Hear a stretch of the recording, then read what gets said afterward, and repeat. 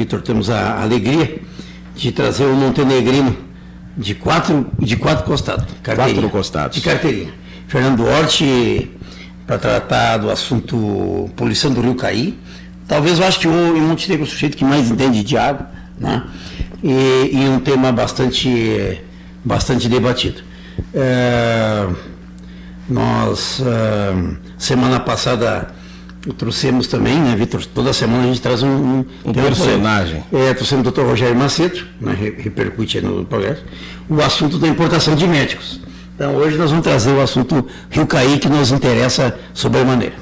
Ok, varrendo a redação, repetindo, todas as sextas às 19 horas. E a participação do internauta pode se dar pela nossa página na internet, o nosso perfil do Varrendo a Redação 2-RPM. É o único Varrendo a Redação que está ativo agora, ali não tem mais confusão, havia 2 até pouco tempo atrás. Então você pode fazer as suas perguntas ou os seus comentários no Varrendo a Redação 2-RPM, Rádio Progresso de Montenegro. Mas, Marcos Gribler, começamos todas as sextas com os destaques, as manchetes do jornal O Progresso, o nosso hebdomadário mais que centenário, são 110 anos de existência esse semanal, que é com distribuição gratuita, são 10 mil exemplares semanais. Nosso caro entrevistado Fernando Hort. São 10 mil exemplares que desaparecem, ele é bem distribuído em toda a região e, portanto, aquele que gosta de ler o Progresso, que gosta de confiar na tradição de O Progresso, deve se apressar sempre, não é? Porque às sextas-feiras, no máximo até sábado de manhã, se esgotam todos os exemplares desses 10 mil impressos. Distribuição gratuita. Vamos às manchetes, os destaques desta semana. Transporte coletivo. Prefeitura ainda não se posicionou sobre redução das tarifas de ônibus. Será que vai se posicionar a tempo, Marcos Gribler? Olha, nós temos uma passagem mais barata, né, uma das mais baratas da região metropolitana, né? Eu acredito que se houver uma redução, como foi feito pelo prefeito Fortunati em Porto Alegre, talvez seja possível. Temos um problema muito sério aqui também, como todas as empresas, da questão das isenções, né? Sim. Que acaba a empresa arcando sozinha com aquelas isenções. É importante, é oportuno, mas é uma discussão bastante... A prefeitura tinha acesso, ou fazia questão de acessar as planilhas de custos da aviação Montenegro, à sua época, Marcos? Sim, uma vez, inclusive, elas foram apresentadas no Ministério Público, né? Faziam eu me lembro que o doutor Tomás, uma oportunidade, fez uma reunião e eu representei a prefeitura, junto com os advogados da autoviação, eles apresentaram planilhas e estavam adequadas. E é uma das mais baratas da região. E é uma das mais baratas passagens da região metropolitana. Nós estamos discutindo, né, me corrija se eu estiver errado, Fernando e Vitor, 2,80, 2,90 em Porto Alegre, nossa é 2,20, alguma coisa em torno disso aí. E esse movimento, depois eu vou destacar aqui também, me parece que aqui, os universitários da UERGS, eles estão lutando por transporte de ida às 22h40, que havia uma linha que a Vinsa declara deficitária, e é uma empresa com fins de lucro, é uma empresa, né? Então, até eu coloquei a minha opinião ali no Facebook, para as pessoas não fazerem muita confusão, né, de que parece que a prefeitura, o Estado tem que bancar tudo, né? Pode ajudar, pode a administração ajudar, fazer qualquer acordo com a empresa para baratear as passagens, mas não pode obrigar a empresa a ter uma linha deficitária, não é? Eu penso assim, não sei. Perfeito. Aquela discussão começou ainda no nosso mandato, o pessoal, eram duas faculdades, Vitor e Fernando. Era a Unisc e a UERGS. Muitos alunos estudam em Porto Alegre e vêm estudar aqui. E alguns professores também estavam com essa dificuldade. Então eles queriam, na verdade, uma linha não exclusiva para o estudante, que ela pudesse sair lá da rodoviária, tipo 22h40, e levasse o pessoal para Porto Alegre. Ela seria superavitária, a linha. Superavitária. Mas só a ida. A volta de Porto Alegre... É vazio. Aí praticamente vazio, ia voltar tipo 1h da manhã. Sim. Então, nós discutimos várias vezes, né? E eu acho que deve se levar para ser superavitária, o cálculo é esse, ida e volta, né? Que ele vai gastar combustível, etc, etc. Perfeitamente. Eu acho que o encaminhamento, ok, façam protestos, eu sou totalmente a favor, mas aí, a partir daí, é uma negociação, né? De mostrar as necessidades e os quereres de cada um, né? Mas não pode. A Vinsa, a meu ver, tem muita deficiência, assim, principalmente no transporte intermunicipal. Os ônibus são velhos, não tem ar-condicionado e alguns cheiram mal, né? Mofo, umidade. Eu uso muito pouco, quase nunca, o transporte coletivo urbano e algumas vezes, uma vez ao mês, para Porto Alegre ida e volta. E sim, é complicado, a qualidade deixa a desejar. Eu acho que por isso a gente tem que lutar. Agora, quando se trata, embora seja uma causa defensável, não é?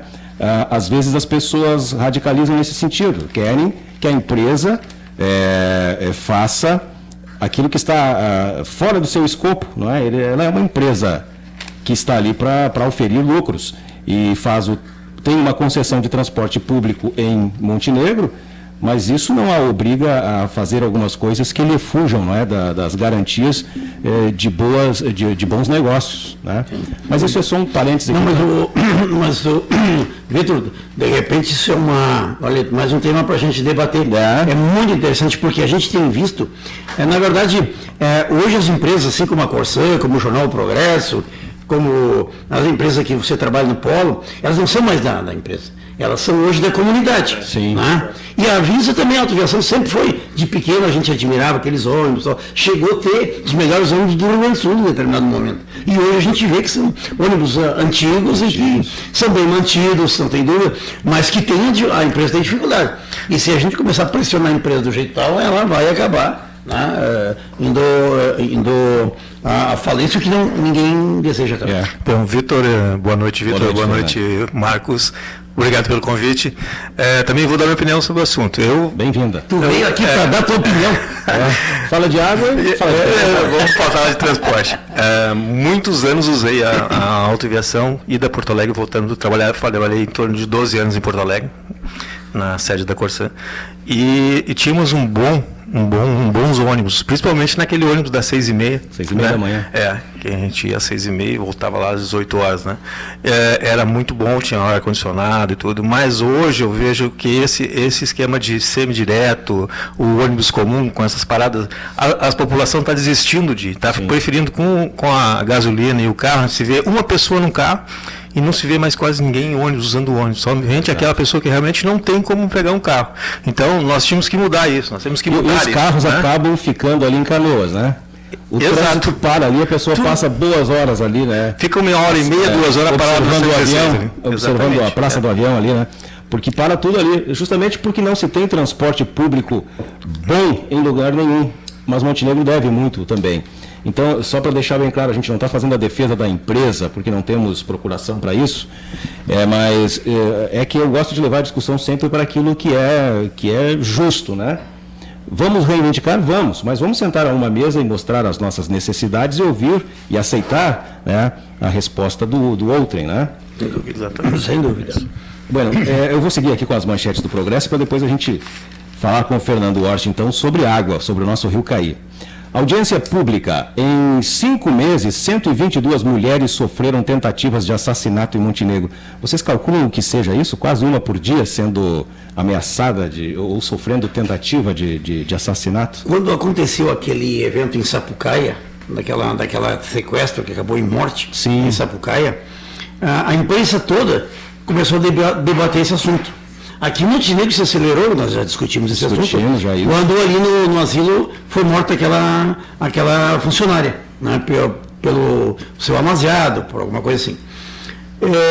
E aí começaram a aparecer esses números. É surpreendente, porque nós estamos vivendo uma outra comunidade onde a mulher, ela saiu da sua casa, ela foi para o campo de trabalho, ela reparte com o homem as responsabilidades.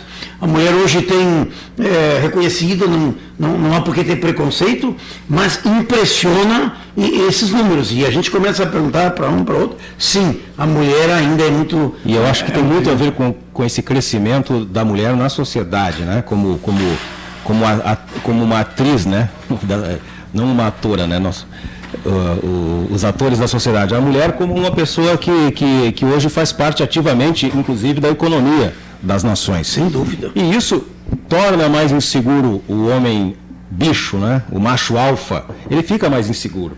E às vezes a mulher diz, olha, eu não tolero mais algumas coisas e quero viver a minha vida. E aí provoca isso, essa violência contra elas, quando são justamente rejeitados esses maridos, né? Ou amásios, ou seja lá quem for.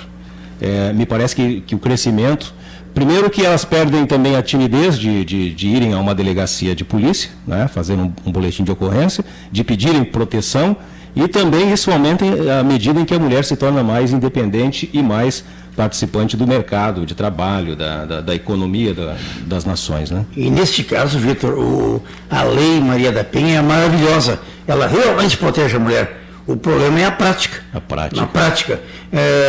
Ela vai lá, nós não temos... A polícia não tem elementos que chegam, porque devia...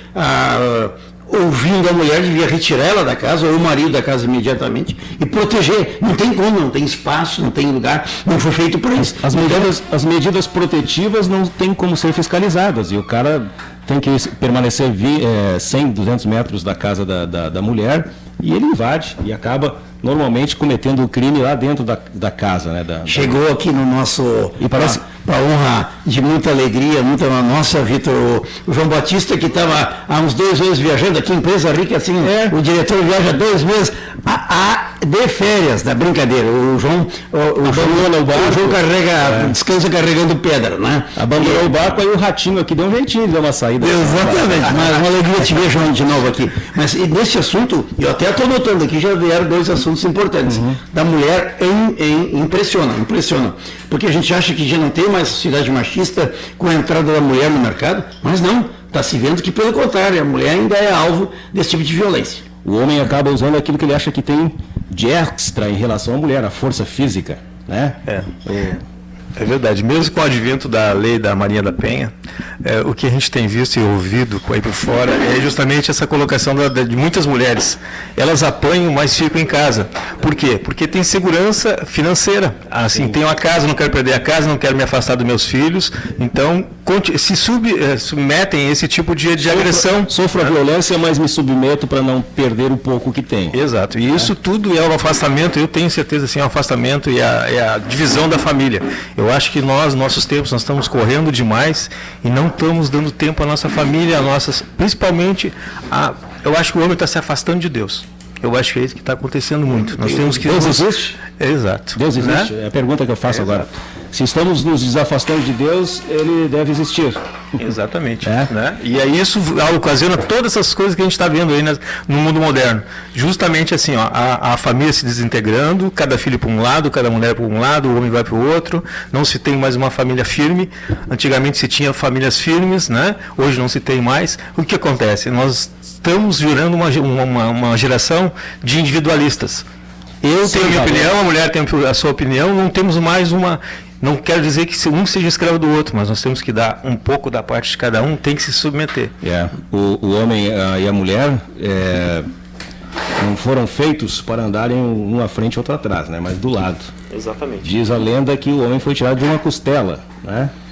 Então é do lado que nós temos que andar, né? Sem nenhuma supremacia, né, sexista, mas família sim, homem, mulher, filhos, né? Um núcleo familiar e há que se entender que hoje a sociedade caminha também para núcleos familiares diversos, né?